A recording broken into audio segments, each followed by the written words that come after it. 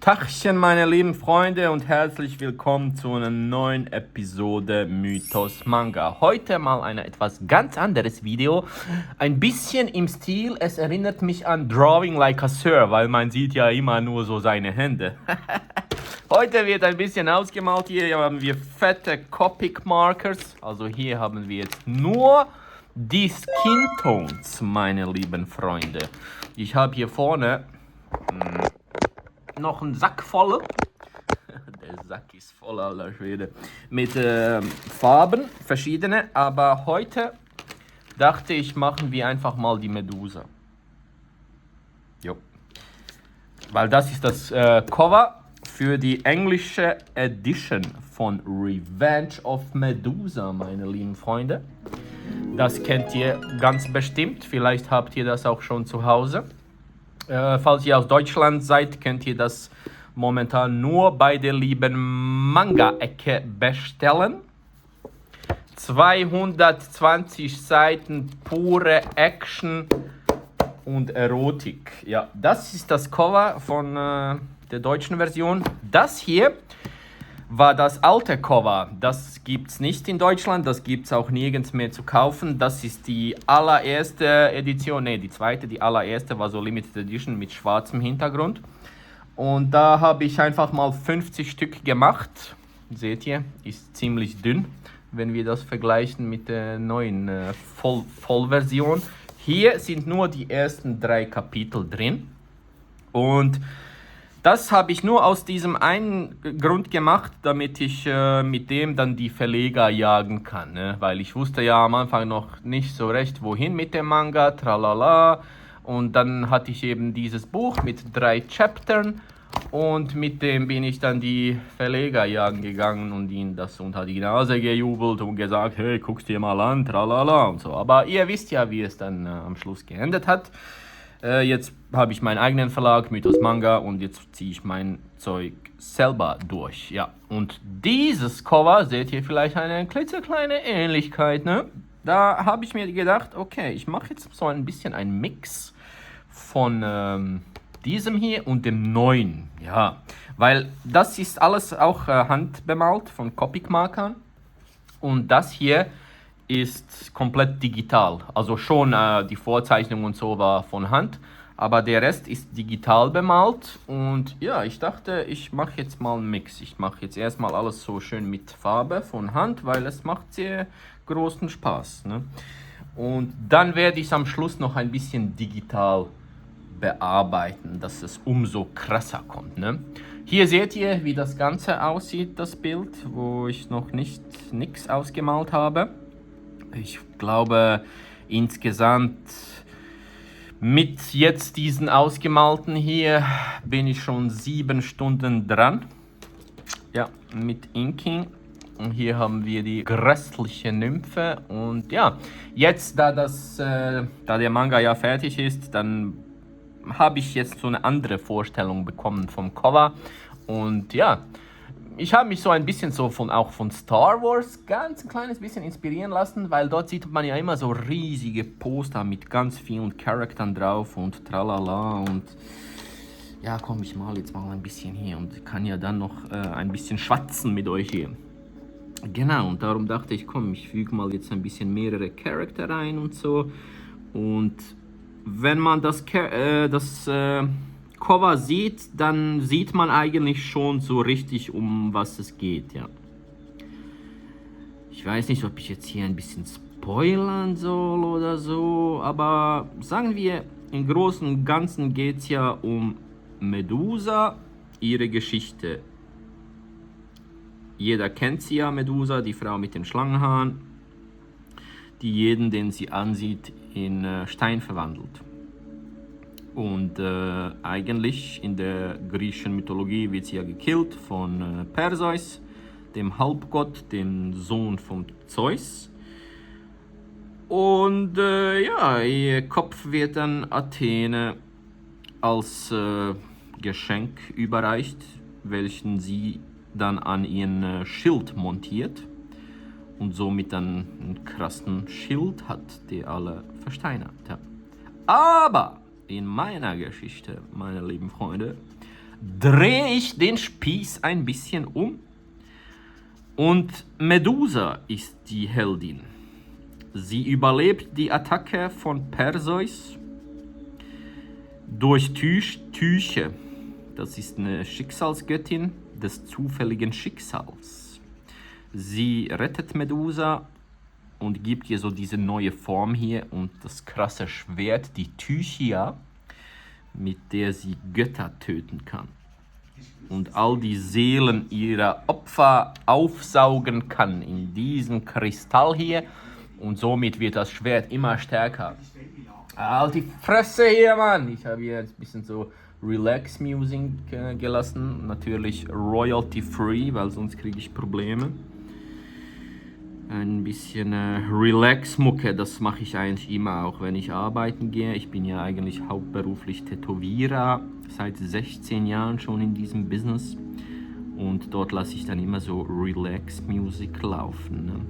Ist nicht so wie bei normalen Tätowierer, weil wenn man sich vorstellt Tätowierer, dann denkt man immer so fette Hard Rock, Techno, Death Metal Zeug, so dass es richtig dröhnt und scheppert im Studio. Aber nee, bei mir ist es wirklich relax, chill out und darum fühlen sich die Kunden auch immer ganz schön pudelwohl bei mir. Und somit haben sie auch direkt ein kleines bisschen weniger Schmerzen. Yes. So ist es, meine lieben Freunde. Und ja, jetzt habe ich hier das E00 Pale Fruit Pink. Sieht am hellsten aus für mich. Es hat so einen leicht gelblichen Ton. Ist okay eigentlich so für den Untergrund, weil gelbliche Töne nehme ich eigentlich meistens für Männer. Mache ich eher ein bisschen gelblich-orange. Mädels mache ich eher ein bisschen pinkisch. Wirken dann irgendwie so feiner, eleganter. Aber hier macht das nichts, weil da kommen ja noch ganz viele andere Töne dann drüber und dann wird sie schon mehr rötlicher aussehen. Ja. Und ich mache immer zuerst den hellsten Ton und dann baue ich so langsam darauf auf. Ich werde immer ein bisschen dunkler und intensiver mit den Tönen. Ne? Aber ihr seht, es ist schon eine zeitauftreibende Sache, das Ganze. Also man muss sich da schon Zeit nehmen und langsam aufbauen, das Ganze. Sorgfältig arbeiten und ja, ich liebe das einfach, weil nur schon das Gefühl von diesen Copic-Markern und das Geräusch, ja, das hört man jetzt nicht so gut, das that feeling, my dear friend, das kann euch nichts Digitales geben, ne? Digital geht das nicht. Und hier habt ihr so ein physisches Produkt, ne? Das ihr anfassen könnt, das ist das Original, dass ihr euch dann an die Wand hängen könnt. Natürlich wird das dann noch digitalisiert und dann 1000-mal weiter gedruckt und verbreitet. Aber das hier, das ist der motherfucking Original, my dear friend. Und eines Tages, wenn Revenge of Medusa dann weltbekannt wird, dann verkaufe ich eines Tages dieses Bild für, ja, sagen wir mal 50.000 Euro. Ja. Was würde ich mit dem Geld machen mit 50.000 Euro? Natürlich reinvestieren in meinen Verlag, Mythos Manga und meine Toy Company, Mythos Collectibles. Oh yeah, buddy. Ihr habt vielleicht schon ein Video gesehen, wo ich meine Medusa-Statue hergestellt habe. Diese kleine, hier seht ihr ein Bild mit großem Kopf. Und war eigentlich noch recht süß das Ganze, aber irgendwie, kam ich nicht so ganz klar damit. Also ich war nicht 100% zufrieden wegen dem Design, wegen den Haaren waren mir ein bisschen zu wild und so und ja, das Gesicht so plus minus, keine Ahnung. Schlussendlich habe ich mich entschieden, wieder eine neue Version zu machen von der Figur und zwar eine realistischere mit normalen Körperproportionen. Ja, ich denke, das wird einiges geiler. Und da habe ich jetzt nochmal einen neuen 3D-Artist gefunden im Insta. Ein Russe, Russian Brother. Und der macht mir jetzt etwas Wunderbares. Ist nicht ganz günstig, der Gute. Ist bis jetzt der allerteuerste, aber bis jetzt auch der allerbeste. Also was ich schon gesehen habe von ihm, das hat mich schon ein bisschen aus den Socken gehauen. Ne? Fand ich noch geil. Und als er mir dann zurückschrieb, ja, ich habe wieder ganz viele neue angeschrieben und das Mal hatten mir auch mehrere zurückgeschrieben. Aber bei ihm, obwohl er auch der teuerste war, hatte ich irgendwie so das beste Gefühl, ja. Pinkish White. Eigentlich hätte ich auch das Pinkish White nehmen können hier. Gott verdammt, ich noch einmal. Das Pinkish White, ja Mann. Eigentlich war der Plan, ja, seht ihr, wenn ich jetzt drüber gehe, das ist eben das Geile bei den Copic-Markern. Wenn ich einen Ton gemacht habe, mit der Zeit wird er immer heller, wird schön vom Papier aufgesaugt und wenn ich dann drüber gehe, mit einem anderen auch sehr, sehr hellen Ton, sieht man, ey, was ist denn hier los mit dieser Werbung, verdammt, Mann. Wie funktioniert das? Chill-Out-Musik, aber ständig kommt so eine verfickte Werbung, Mann, das kann doch nicht sein. Das ist doch kein Chill mehr, alter Schwede. Werbung. Lass mal chillen hier, Mann. Stellt euch vor, ihr seid jetzt voll am Chillen mit dieser Meditation-Musik und seid schon im 7. Himmel, am Schweben über den Wolken und in eurer eigenen Welt und alles. Und dann, bam, kommt einfach so eine fette Werbeunterbrechung, Mann. Alter Schwede, what the hell, dude? Ist nicht gerade das Gelbe vom Ei, ne? Jo. Wo sind wir stehen geblieben? Genau, mit den verschiedenen Tönen. Das ist eben das Geile, ja. Mit den Copic-Markers kann man immer wieder so, trocknet recht schnell und man kann immer wieder drüber gehen. Das ist ja das Manga-Papier hier, seht ihr da mit dem blauen Dings da. Und eigentlich hatte ich ein kleines bisschen gezweifelt am Anfang, ob das überhaupt gut kommt hier. Weil ich dachte, das verschmiert dann mit den Alkoholmarkern auf diesem Papier. Normalerweise, wenn ich so Illustration mache, nehme ich meistens so dieses körnigere Papier. Der Vorteil ist, es zieht schnell ein, saugt schnell ein und es schmiert nicht. Aber der Nachteil ist, es saugt schnell ein und verbraucht ziemlich schnell diese ganzen Stifte hier. Und ja, ist Fluch und Segen zugleich. Diese Copic-Marker sind einfach schweineteuer, alter Schwede. Bei uns hier in der Schweiz kostet einer 7,60 Franken. Ein einziger, ne?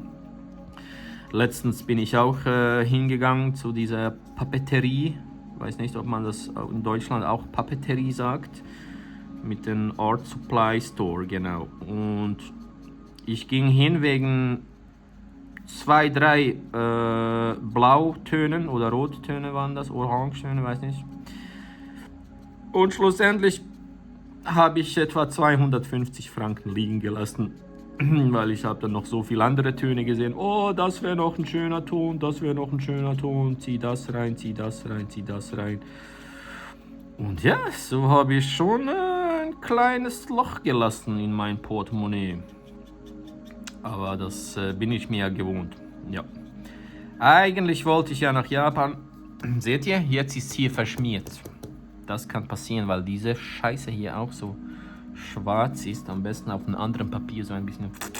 Aber komm, das kann ich dann schon retten, ne? Halb so wild. Irgendwie ist der halb am Sterben, weil den benutze ich auch am meisten. Es gibt ja auch diese Dinger zum Nachfüllen. Ah, dieser ist echt scheiße, Mann, der ist tot.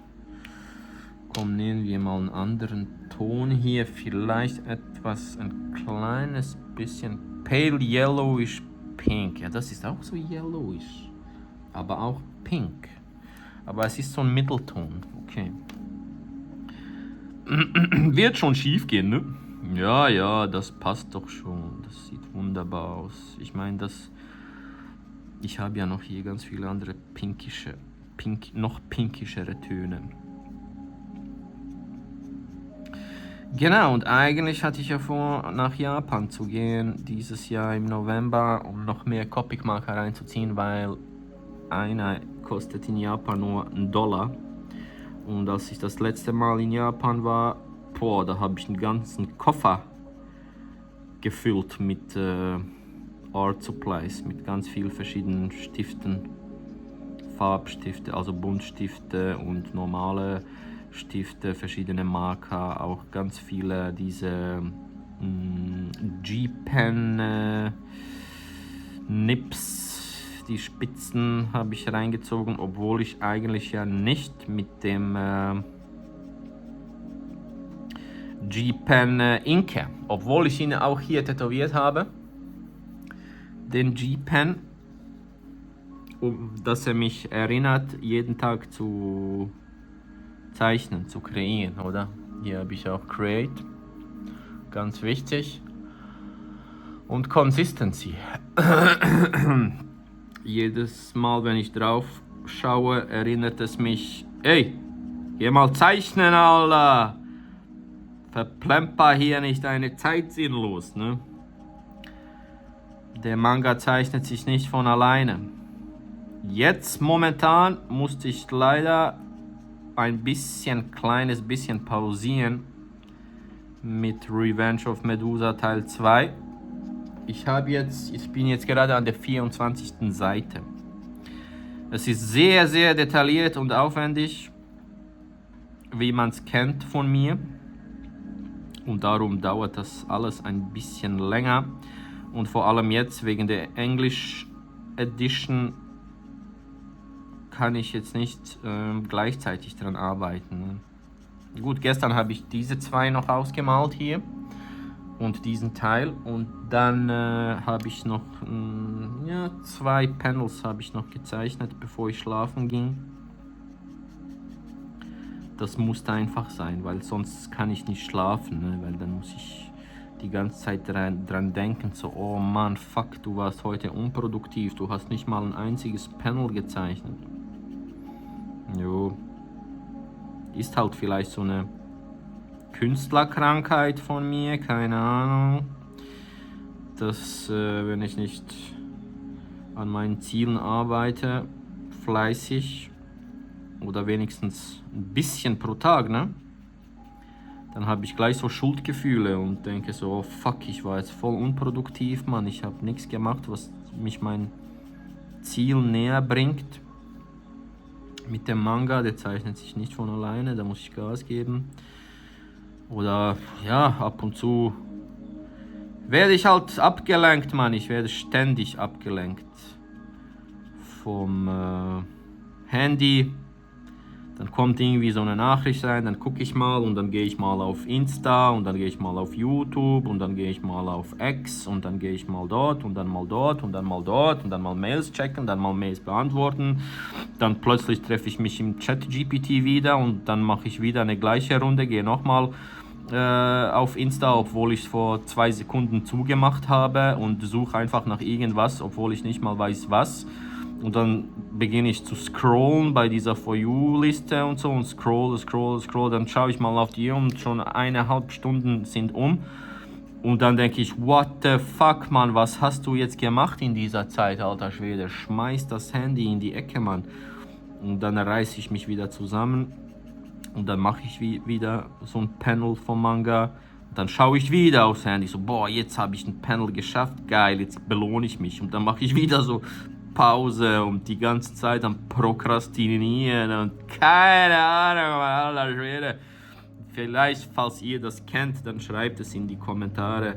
Ich denke, nicht nur bei mir ist es so, dass viele Künstler dieses klitzekleine Problemchen kennen. Ne?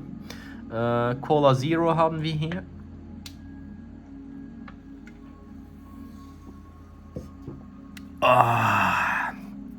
Lecker, ich muss jetzt da hier einen anzünden. Rauchen, meine Freunde, das ist auch ein Scheiß, weil ich rauche hier in meinem Wohnzimmer. Ich arbeite hier an meinem, ist es nicht der Küchentisch, sondern der Wohnzimmertisch. Jetzt habe ich das zu meinem Arbeitsplatz hier umfunktioniert. Meine Frau ist nicht sehr begeistert von dieser Idee. Aber sie gewöhnt sich jedes Mal ziemlich schnell dran, weil eigentlich habe ich ja noch ein Arbeitszimmer hier in meiner Wohnung für mich, wo meine fette Collection ist von Statuen, tralala, und ein Arbeitstisch, wo ich ja eigentlich zum Zeichnen habe. Aber hier im Wohnzimmer ist es so irgendwie schöner, größer, offener, heller. Und da ich ja sowieso die meiste Zeit im Wohnzimmer verbringe, irgendwie in meinem Arbeitszimmer fühle ich mich so wie eingeschlossen, so wirklich im wahrsten Sinne des Wortes in einem kleinen Kämmerchen wäre ich dann dort, ja. Aber alle Artists kennen das ja, man ist ja als Manga-Zeichner dazu verdammt, quasi in seinem stillen Kämmerchen zu sitzen und zu zeichnen. Zeichnen. Es gibt nie ein Ende. Meine Mutter habe ich vor 3-4 Tagen gesehen. Und sie fragte mich, ja und, wie läuft's mit dem Buch und so? Zeichnest du immer noch? Machst du immer noch am Comic, am Manga weiter? Und ich sagte, ja natürlich, das gibt kein Ende, es gibt kein Ende. Ich werde das bis an mein Lebensende machen. Und sie, oh nein, weil ich ja ständig am Zeichnen bin. Und dann fragt sie mich jedes Mal, was, du machst das immer noch? Ja natürlich. Fand ich lustig. Vielleicht dachte sie, das ist einfach so eine Phase, dass ich jetzt so Teil 1 habe rausgehauen und das war's dann, ne? Aber nee. Mit einer Manga-Serie, da muss man einfach Gas geben, ne? Letztens habe ich so ein bisschen studiert, wie viele Bände ich eigentlich machen sollte, könnte, um die Geschichte wirklich so in diesem vollen Umfang zu erzählen. Bis zum Ende würde ich jetzt mal sagen 20 Bände, meine lieben Freunde. Ja. Etwa 20 Bände würde ich jetzt mal sagen. Ist ein verdammter Magnum Opus, das Ganze, ja. Wenn ich pro Jahr ein Band schaffe, 20 Jahre lang, das heißt, wenn die Geschichte fertig ist, dann bin ich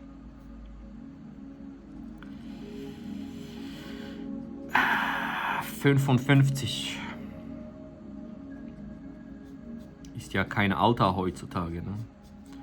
Mit 55 wäre dieses Mammutprojekt dann zu Ende und dann kann ich mich dem nächsten Projekt widmen.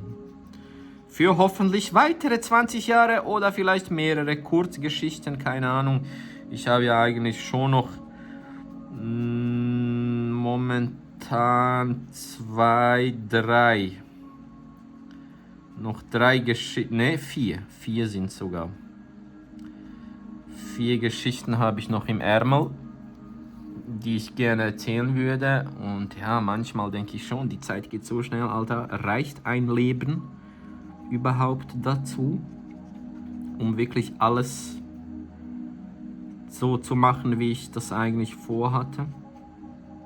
Man sagt ja immer, ja, es kommt ja immer anders, als man sich vorgestellt hatte, tralala.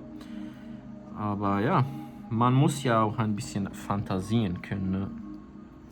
Sonst macht das Leben ja keinen Spaß. Man muss sich Ziele setzen können, zum Mond, zur Sonne und darauf hinarbeiten. Nicht immer jetzt, ja, voll ist jetzt nur das Ziel, Stress, Stress, Stress, und wenn es mal scheiße läuft, dann gleich aufgeben, weil ihr nur das Ziel beobachtet. Egal welche Geschichte ihr macht, ihr müsst sie einfach zu Ende erzählen. Macht die Scheiße einfach fertig. Konzentriert euch auf die nächsten Schritte, ne? Das ist so, wie wenn ihr jetzt Bergsteigen geht, wandern oder so und dann die ganze Zeit die Spitze vom Berg beobachtet. Dann kriegt ihr ja nur Depressionen und dann sagt ihr, oh fuck, das ist ja noch so weit, ich kann nicht mehr. Konzentriert euch auf eure Füße, Mann. Auf den nächsten Schritt. Das, was vor euch ist. Auf die nächsten Schritte, genau. Und nur so werdet ihr die Motivation auch halten können, um weiterzumachen. Weiter. Kleinere Ziele setzen, zum Beispiel, hey, heute mache ich wenigstens mal ein einziges fucking Panel, Alter. Das kann doch nicht so schwer sein, wenigstens ein verdammtes Panel pro Tag zu machen, ne? Was ich auch noch so gelernt habe, also angewandt habe, ich weiß nicht, woher ich das habe, so einen ganz kleinen, winzigen, tollen Trick ist, dass ich jedes Mal, wenn ich ein Panel fertig gemacht habe, das nächste nur so ein bisschen andeute, anskizziere. Und weil, wenn da schon etwas steht, oder ihr seht schon etwas drin im Panel, es ist nicht leer, dann müsst ihr das dann auch sofort fertig machen, oder? Und da habt ihr dann sofort so größere Motivation. Oh, ich habe ja hier angefangen, das muss jetzt fertig sein, das kann ich jetzt nicht so lassen. Und dann kommt ihr irgendwie viel leichter wieder rein in den Rhythmus, ne? Ich sage ja immer, man muss sich selber oft mal auch zwingen, ne? Weil nur auf die Motivation warten, ja, wann kommt endlich die Motivation? So, hey Alter, was machst du hier? Warum legst du hier so doof rum? Ich warte auf meine Motivation. Ein Scheißdreck wartest du, Mann. Nimm den Stift in die Hand, setz dich hin und mach mal, ey. Die Motivation, die kommt nie von alleine. Einfach so an eure Tür vom Himmel heruntergeschossen und klopft mal und sagt, hallo, hier bin ich bin die Motivation, jetzt kannst du Gas geben. Scheißdreck, Mann, Alter, das kannst du vergessen. Du musst den Stift in die Hand nehmen, dich hinsetzen und loszeichnen. Und dann, sobald du ein bisschen im Flow bist, dann fließt die Scheiße, Mann. Dann kommt die Motivation von alleine. Komm, nehmen wir ein bisschen Blush, das ist geil. R20 Blush. Ja, es wirkt mir jetzt schon leicht orangig. Das Ganze versuche ich jetzt mehr pinkisch zu gestalten.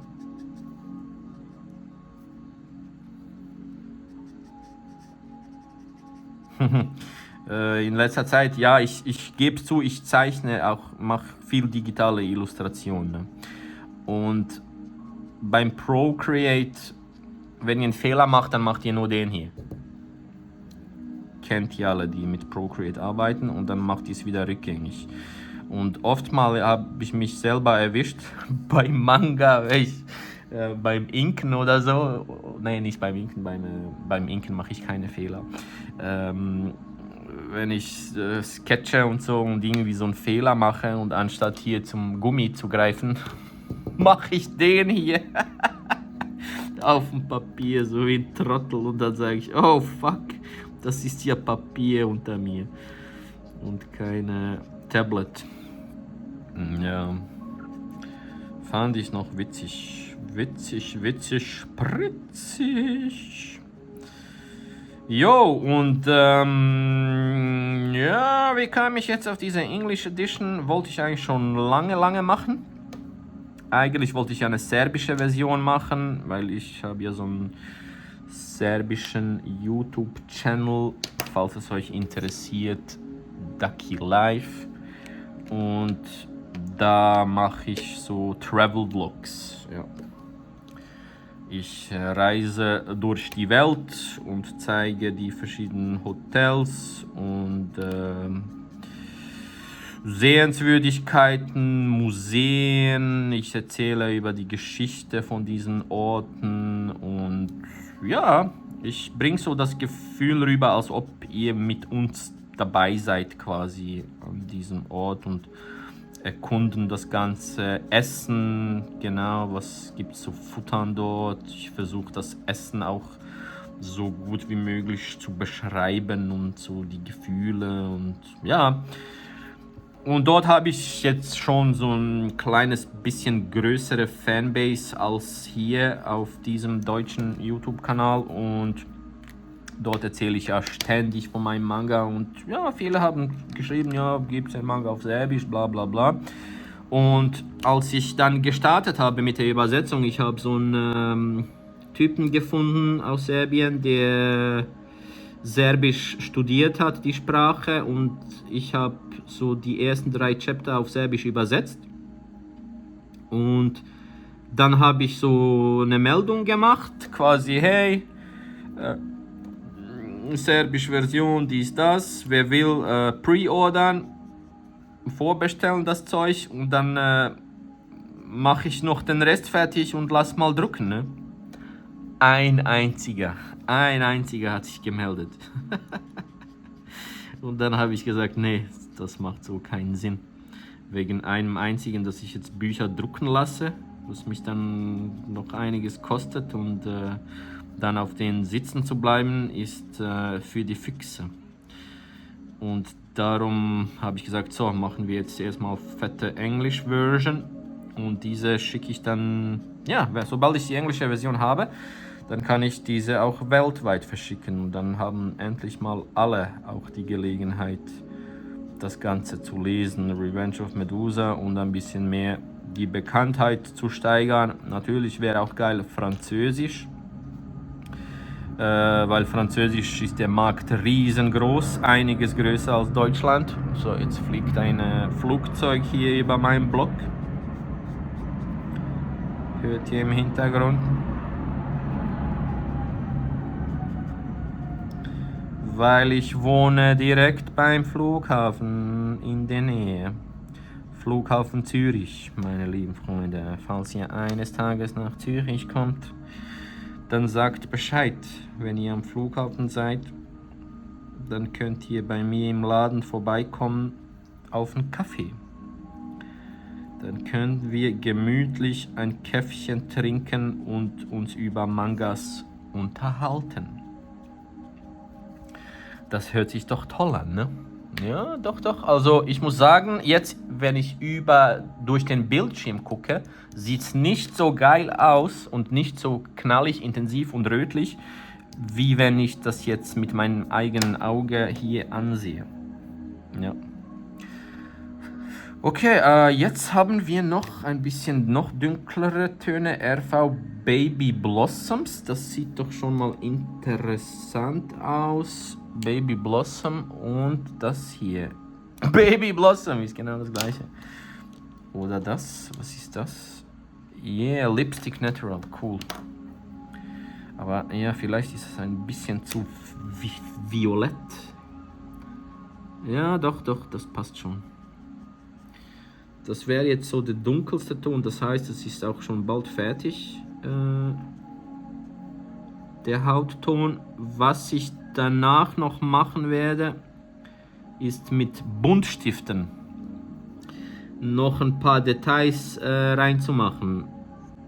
Die Buntstifte nehme ich meistens auch für die Sachen, die ich jetzt keine Copic-Marker habe, für kleinere Töne, und man kann es noch weicher machen. Zum Beispiel bei den Lippen mache ich mit den Buntstiften meistens noch ein kleines bisschen rot Oder ich nehme dann nochmal so einen noch pinkischeren Skin Tone und gehe dann nochmal so ein bisschen rüber, um das Ganze auch so wie ein bisschen zu verschmelzen und noch sanfter zu machen, das Ganze.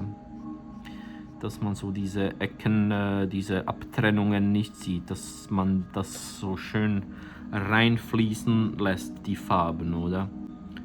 Vor allem, wenn ihr mit Copic Marker arbeitet, achtet darauf, dass ihr nicht vom hellsten Skin Tone sofort in den dunkelsten reingeht, weil sonst werdet ihr die Linie sehen. Diese habe ich mit Absicht gemacht, weil das soll ja so den Schatten darstellen von dieser Hand, oder? Sollte ich eigentlich auch noch hier machen.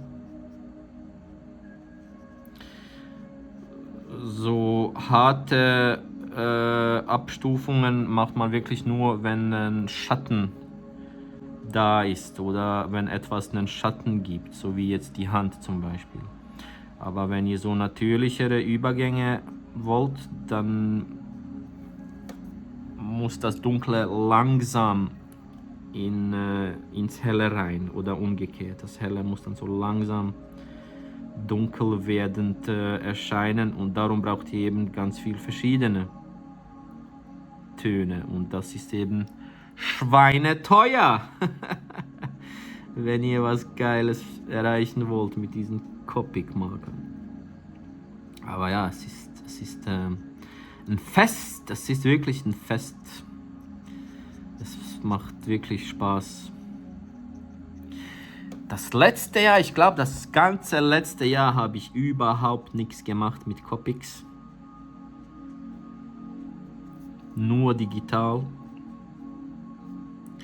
Es ist ja auch viel praktischer, ne, das Digitale. Man kann auch diesen Effekt irgendwie digital erzeugen mit verschiedenen Brushes und so. Und dort habt ihr alles. Ihr habt die ganze Palette, Farbpalette, ihr habt jede Farbe dort, die es auf der Welt gibt, im Programm. Und wenn ihr alles von Hand immer machen wollt, dann müsste ich ja ständig den ganzen Rucksack mit mir rumschleppen mit den Art Supplies.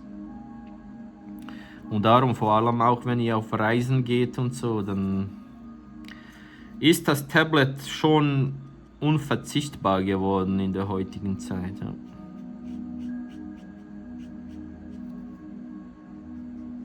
Ich habe auch das Gefühl, dass immer weniger Traditional Artists rum sind, dass immer mehr auch auf digital wechseln und wirklich nur noch digital machen, alles komplett digital. Ja, jedem das seine. Also Akira Toriyama hat auch ab einem gewissen Punkt ist er dann auf digital umgestiegen und so wieder seine Leidenschaft neu entdeckt, ne? Das Digitale ist ein sehr gutes Hilfsmittel für mich.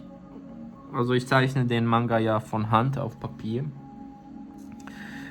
Digital mache ich dann einfach nur die Texte und das Screen Toning und eventuell so kleinere Korrekturen, wenn ich irgendwie mit der Sprechblase zu fest drüber bin, eine Linie ist hier ein bisschen verkehrt und so, oder die Proportion kann ich dann vom Körper noch ein bisschen so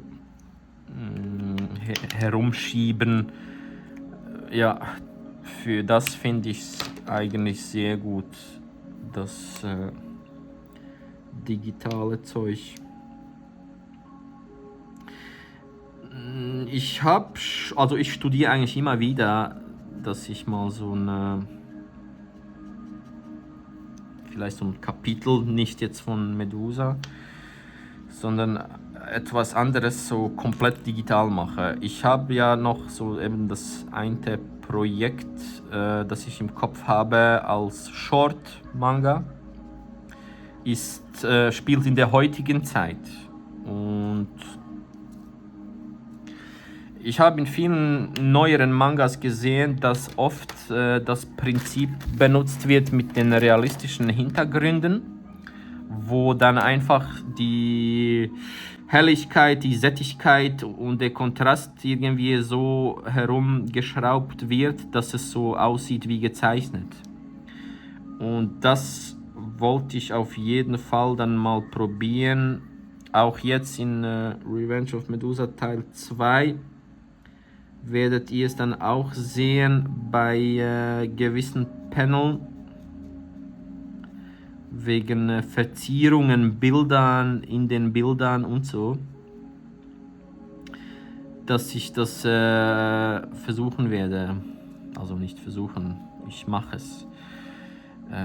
Do or do not, there is no try, sagte einmal Meister Yoda.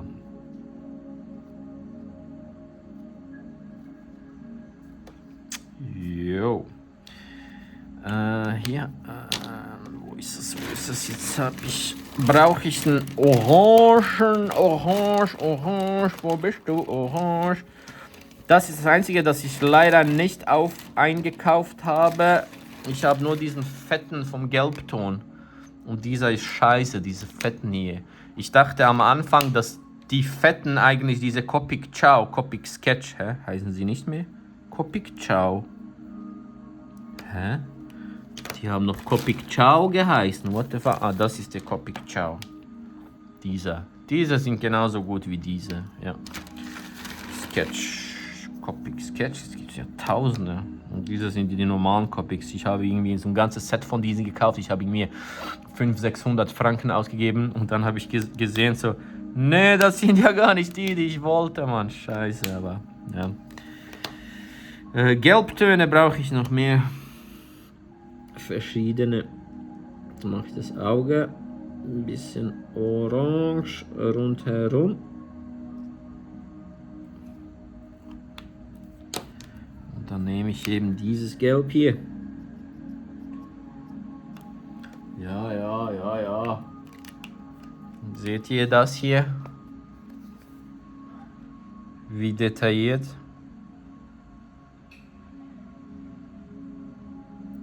Schon ein Unterschied, Mann.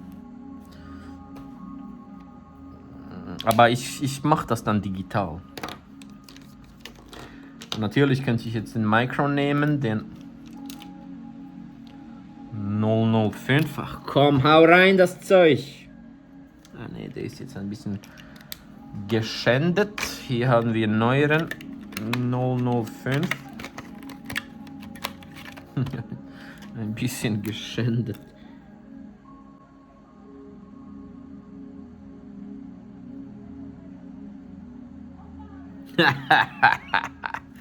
Jawohl. Jetzt stimmt's. Und dann nehmen wir noch ein bisschen dieses dunklere.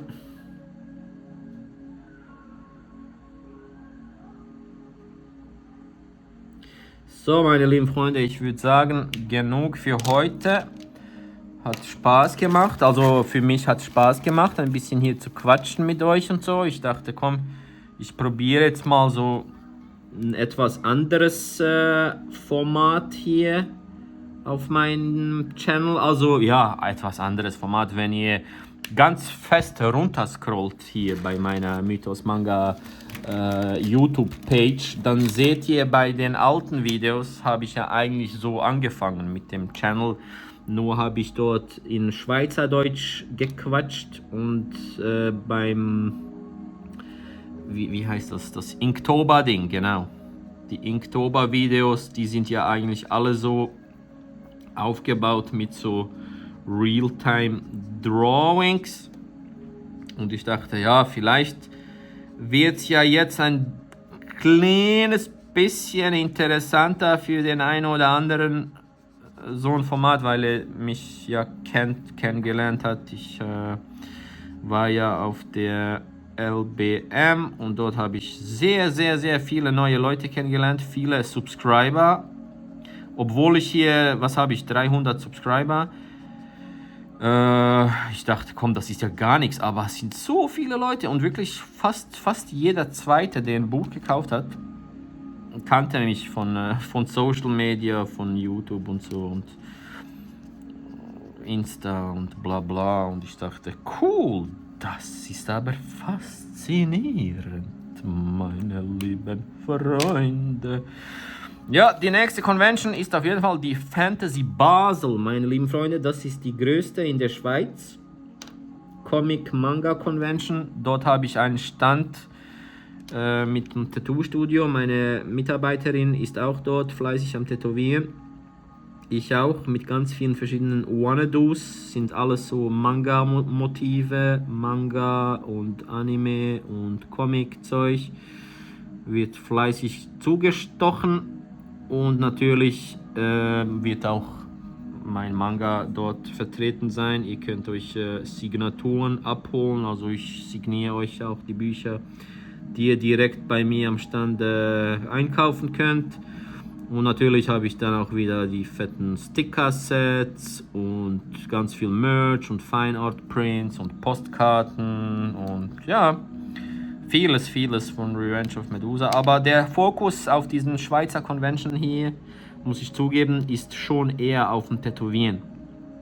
Und ich habe leider nicht immer so viel Zeit, mit euch zu quatschen auf der Schweizer Conventions, weil ja, falls ihr vorbeikommt und mich seht, dann werdet ihr mich sehen. Ich bin wirklich dauernd am Tätowieren. Da ist wirklich die Hölle los. Also da ist wirklich Fließbandarbeit. Da kommt einer nach dem anderen.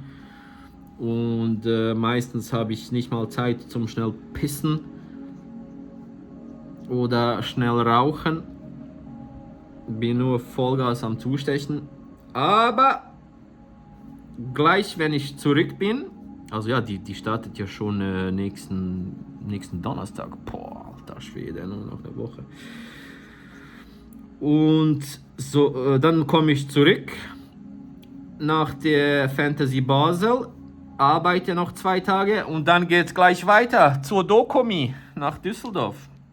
Das heißt, ich muss nicht mal auspacken alles. Kann alles schon im Auto lassen. Und ja, dann sehen wir uns in Düsseldorf, meine lieben Freunde. Kommt unbedingt vorbei zu Dokumi. Ich bin dort im Ü18-Bereich. Wo sollte ich denn sonst sein? Und dort können wir dann in Ruhe zusammen quatschen. Ja. Eigentlich wollte ich auch dort tätowieren. Zuerst haben sie gesagt, ja, okay, ist gut. Dann ging es irgendwie doch nicht. Und dann haben sie wieder gesagt, ja, du wurdest ausgewählt zum Tätowieren, es klappt, bla bla. Ich habe meiner Mitarbeiterin auch schon gesagt, hey, cool, wir gehen tätowieren, mach dich bereit, tralala.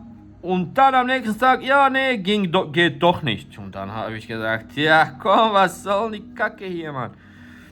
Und ja, schlussendlich doch keine Tattoos an der Dokumi, sondern einfach nur Manga Revenge of Medusa. Kommt vorbei, sagt Hallo, seid nicht scheu. Ich bin ein cooler, offener Mensch und ich lerne sehr gerne neue Leute kennen und unterhalte mich mit euch. Okay, gut.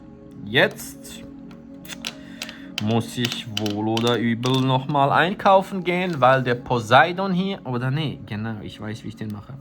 Ich mache den Skin Tone, sehr hellen Skin Tone und dann mache ich irgendwie so ein Blau drüber. So, aber ja, von den Blauen bräuchte ich auch noch mehr. Es ist ja nicht ganz blau, sondern so eine blasse, bläuliche Haut hat er, ja.